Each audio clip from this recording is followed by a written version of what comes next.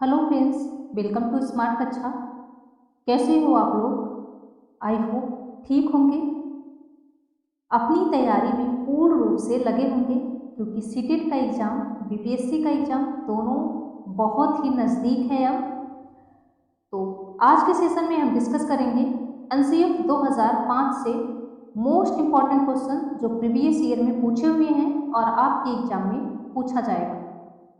यदि आप एनसीएफ 2005 और आरटी 2009 और जो है एनईपी 2020 इतना आप अच्छे से कर लिए तो मतलब जो 5 सब्जेक्ट है जिसमें पेडागोजी के क्वेश्चन पूछा जाता है आपको बहुत हेल्प करेगा। यहीं से क्वेश्चन सीधे पेडागोजी के क्वेश्चन बनते हैं। तो चलिए एक एक करके देख लेते हैं। बहुत इंपॉर्टेंट क्वेश्चन है, वीडियो स्किप मत करिएगा, एंड तक देखिएगा। सारे क्वेश्चन आपके लिए बहुत हेल्प करेंगे आपके एग्जाम में, सीधे यहीं से क्वेश्चन मिलेगा। तो चलिए शुरू करते हैं। आज के सेशन का क्वेश्चन फर्स्ट है, एनसीएफ 2005 का मुख्य सूत्र। एनसीएफ 2005 का मुख्य सूत्र शिक्षा बिना बोझ के विचार कब आया था? ऑप्शन ए है 1998 में, ऑप्शन बी है 1993 में, ऑप्शन सी है 1987 में, ऑप्शन डी है 1947 में। राइट आंसर क्या होगा? एनसीएफ 2005 का मुख्य सूत्र जो शिक्षा बिना बोझ के विचार कब आया था, क्या होगा राइट आंसर इसका? भारत सरकार के मानव संसाधन मानव संसाधन मानव संसाधन विकास मंत्रालय ने कब वर्ष 1992 में 1992 में एक राष्ट्रीय सलाहकार समिति बनाई थी जिसमें जो है कुल 8 देश के शिक्षाविद भाग लिए थे।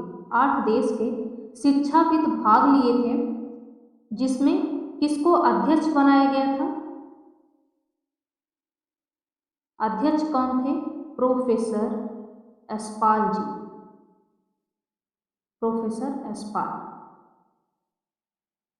प्रोफेसर एसपाल जी को अध्यक्ष बनाया गया था, जिन्होंने शिक्षा के स्तरों में विशेष रूप से छोटी कक्षा में जो बच्चे पढ़ रहे हैं उनके बोझ को कम करने और शिक्षा की गुणवत्ता में सुधार लाने के लिए एक मत प्रस्तुत किया था। कब मत प्रस्तुत किया था? तो 15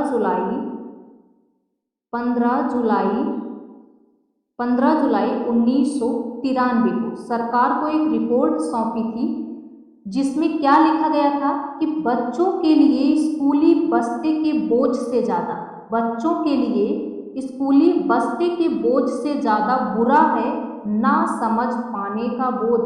जैसे बच्चे को तो एक इतना बोझ आप मोटी मोटी किताबों से लाद दिए हैं और इसके बाद वो समझ भी नहीं पा रहा है, तो उस बोझ से ज़्यादा बुरा है जो बच्चा समझ नहीं पाता। ये रिपोर्ट में लिखा गया था और यही प्रस्तुत किए थे। कौन प्रस्तुत किया था? तो प्रोफेसर एसपाल जी ने कब? 15 जुलाई 1993 को शिक्षा बिना बोझ के बच्चों के लिए मोटी मोटी किताबें जरूरी नहीं है। जरूरी क्या है कि बच्चा क्या समझ पाता है, कितना समझ पाता है, उसकी कैपेसिटी कितनी है समझने की। आप मोटी मोटी किताबें लाद दो, बच्चा 10 किलो वजन लेकर डेली विद्यालय आया जाए, इसका क्या मतलब है कि वह कुछ समझ ही नहीं पा रहा है। तो जो प्रोफेसर एसपाल जी थे वो छोटे बच्चों के लिए यही एक सूत्र जो है, एक विचार दिए थे कि शिक्षा बिना बोझ के, लर्निंग विदाउट बर्डन, मतलब बच्चों को किताबों का बोझ नहीं लादा जाएगा, उन्हें समझने के लिए सिर्फ छोटे छोटे मतलब कम किताबें दिया जाएगा जो बच्चा समझ पाए। तो यह शिक्षा बिना बोझ का विचार कब आया था? तो 1993 में किसने दिया था? प्रोफेसर यशपाल जी ने। आई होप समझ में आया होगा ये। चलिए अगला क्वेश्चन देखते हैं, बहुत टाइम हो गया।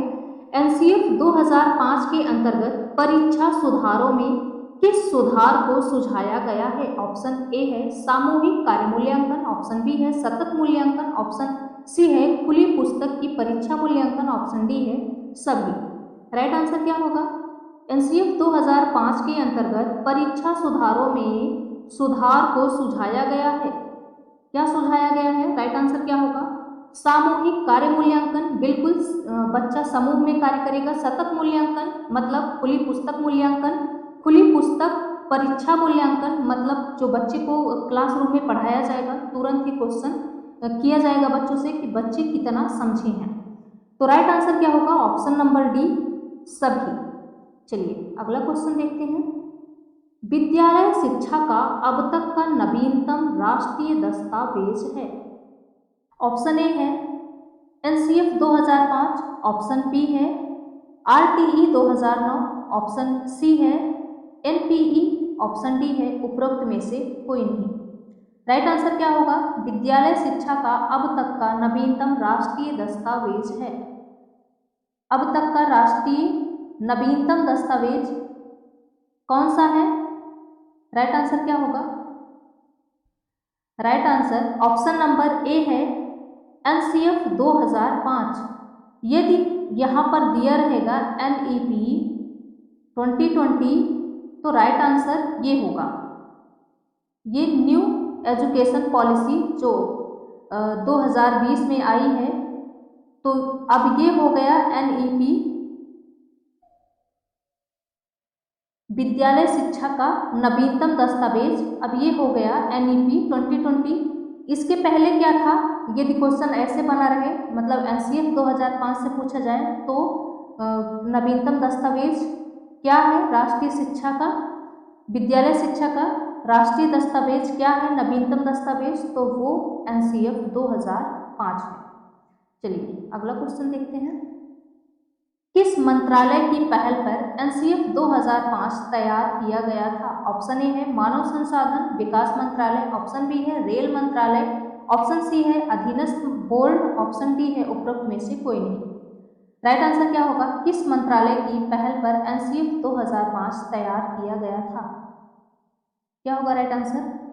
Right answer option number A है मानव संसाधन विकास मंत्रालय। अभी पहले ही क्वेश्चन में हमने बताया आपको मानव संसाधन विकास मंत्रालय द्वारा क्या एनसीएफ 2005 तैयार किया गया था।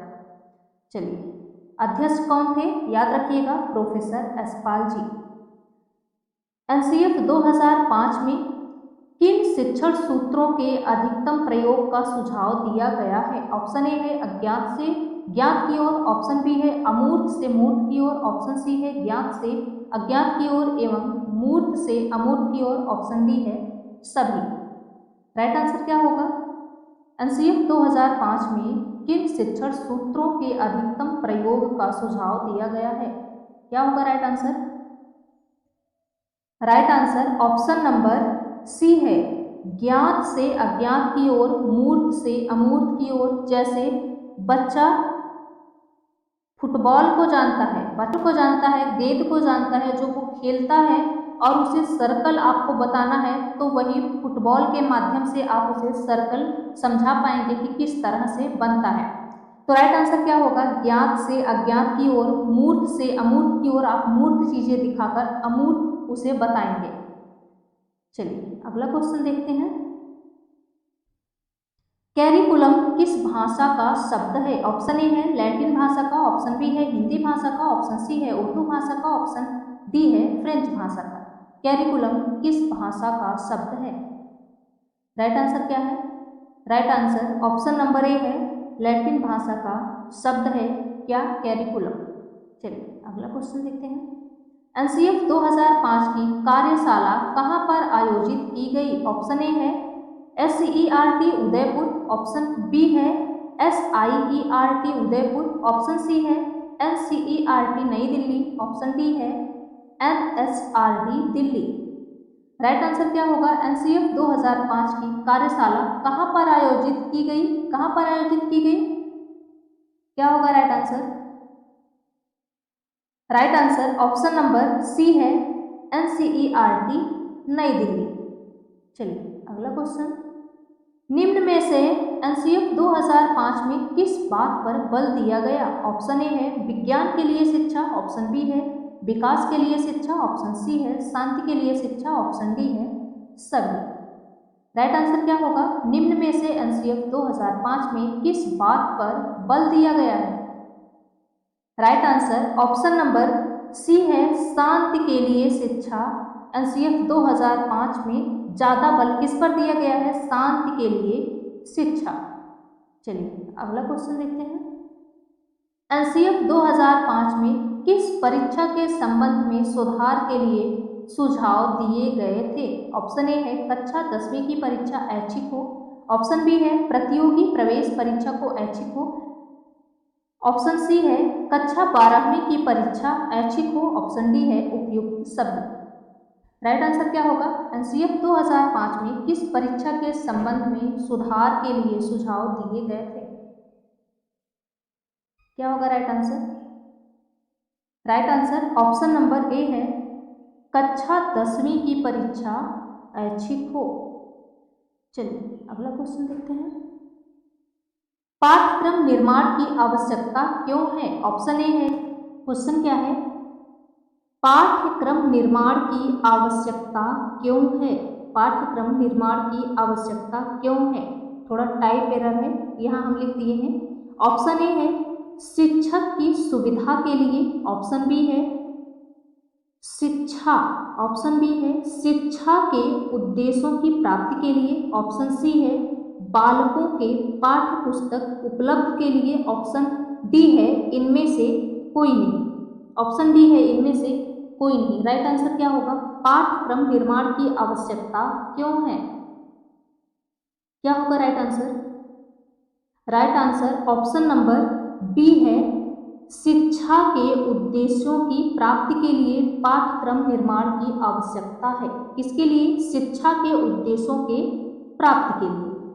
चलिए अगला क्वेश्चन देखते हैं, एनसीएफ 2005 में कुल अध्यायों की संख्या कितनी है? ऑप्शन ए है 6, ऑप्शन बी है 5, ऑप्शन सी है 4, ऑप्शन डी है 3। राइट आंसर क्या होगा? एनसीएफ 2005 में कुल अध्यायों की संख्या कितनी है?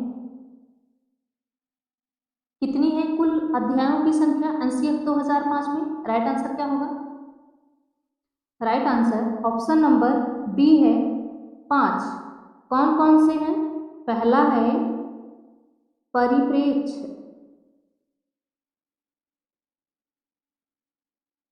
परिप्रेक्ष्य, और दूसरा है सीखना, सीखना और ज्ञान, सीखना और ज्ञान।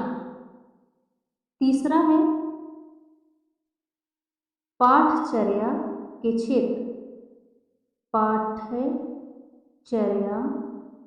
पाठचर्या के क्षेत्र यानी विविध विषय। और चौथा है विद्यालय एवं कक्षा वातावरण, विद्यालय एवं कक्षा वातावरण, विद्यालय एवं कक्षा वातावरण।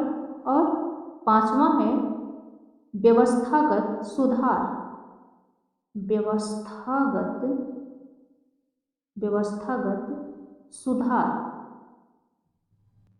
ये जो है कुल 5 अध्याय हैं, परिप्रेक्ष्य, सीखना और ज्ञान, पाठचर्या के क्षेत्र और विद्यालय एवं कक्षा का वातावरण कैसा होना चाहिए और व्यवस्थागत सुधार। एनसीएफ 2005 में कितने अध्याय हैं? 5 अध्याय हैं और ये 5 अध्याय यही हैं। चलिए अगला क्वेश्चन देखते हैं, एनसीएफ 2005 में गुणवत्ता आयाम शीर्षक के अंतर्गत महत्व दिया गया है। ऑप्शन ए है शिक्षित एवं अभिप्रेरित शिक्षकों को, ऑप्शन बी है बालकों के लिए ज्ञान संदर्भ में संरचित अनुभवों को ऑप्शन सी है बालकों के लिए संरचित अनुभव एवं पाठ्यक्रम सुधार को ऑप्शन डी है भौतिक संसाधनों को। राइट आंसर क्या होगा? क्वेश्चन क्या है? एनसीएफ 2005 में गुणवत्ता आयाम शीर्षक के अंतर्गत महत्व दिया गया है। किसे महत्व दिया गया है? क्या होगा राइट आंसर इसका?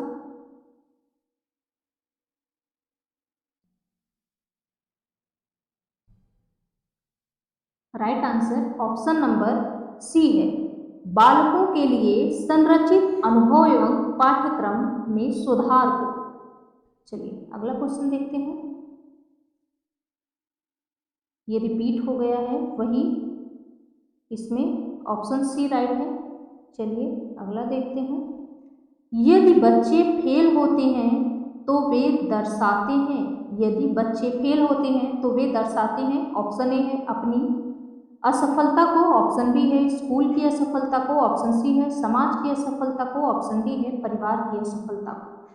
राइट आंसर क्या होगा? यदि बच्चा फेल होता है तो क्या दर्शाता है? Right answer option number B है स्कूल की असफलता को। बच्चा कभी असफल नहीं होता, विद्यालय असफल होता है, एक शिक्षक असफल होता है, लेकिन बच्चा कभी असफल नहीं होता। चलिए अगला क्वेश्चन देखते हैं।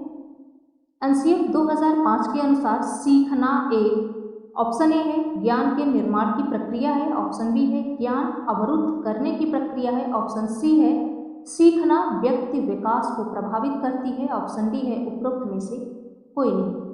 राइट आंसर क्या होगा? एनसीएफ 2005 के अनुसार सीखना एक क्या है?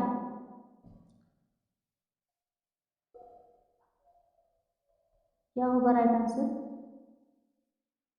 Right answer option number A है ज्ञान के निर्माण की प्रक्रिया है। एनसीएफ 2005 के अनुसार सीखना क्या है? ज्ञान के निर्माण की एक प्रक्रिया है। Right answer option number A है। ये रहे कुल 15 क्वेश्चन एनसीएफ 2005 से जो प्रीवियस ईयर में बने हुए हैं और आपके एग्जाम में ऐसे ही क्वेश्चन देखने को मिलेगा। तो सारे क्वेश्चन ध्यान दीजिएगा, ये प्रीवियस ईयर हम सॉल्व कर रहे हैं, तो प्रीवियस ईयर में ऐसे ही क्वेश्चन पूछा गया था। डिटेल वीडियो जरूर देखिएगा, डिटेल वीडियो कल डिटेल वीडियो लेकर आएंगे एनसीएफ 2005 का, क्योंकि डिटेल देखे रहेंगे तो क्वेश्चन कहीं से भी पूछे आपका क्वेश्चन गलत नहीं होगा। तो आज यही करते हैं, मिलते हैं अगले सेशन में। बने रहिएगा आप अपने चैनल स्मार्ट कक्षा के साथ।